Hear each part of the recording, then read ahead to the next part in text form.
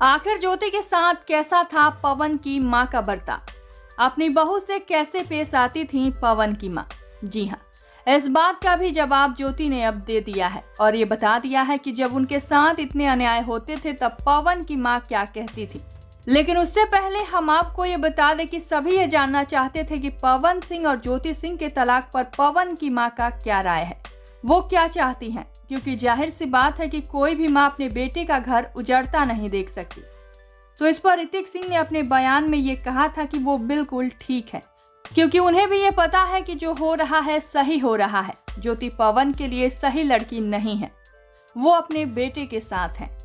तो ज्योति ने अपने इंटरव्यू में कहा कि शुरू में अम्मा का नेचर बहुत अच्छा था, वो बहुत सीधी हैं। ज्योति ने कहा कि शुरू में चीजें इसलिए अच्छी थी क्योंकि मैं बर्दाश्त करती थी, लेकिन जब मैंने बोलना शुरू किया और ये कहा कि ऐसे तो नहीं चलेगा, मुझे उनसे बात करनी पड़ेगी, मेरी जिंदगी का सवाल है, तब सभी मुझ पर ही चढ़ने लगे और ये कहने लगे कि कुछ मत बोलो, चुप रहो, बर्दाश्त करो, अगर कुछ बोलोगी तो वो गुस्सा हो जाएगा, ऐसा वैसा करने लगेगा। पवन की मां खुद ज्योति को चुप रहने को कहती।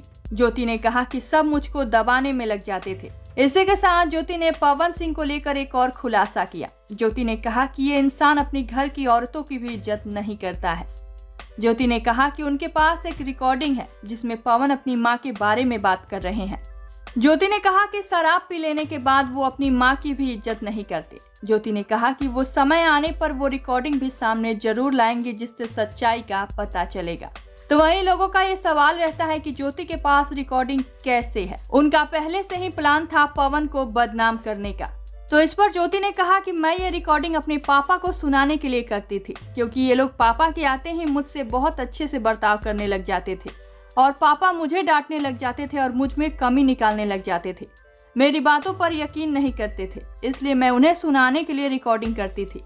लेकिन मुझे क्या पता था कि ये आगे चलकर मेरे ही काम आ जाएगा। इस खबर पर आप सबकी क्या है राय, बताइए हमें नीचे कमेंट बॉक्स में।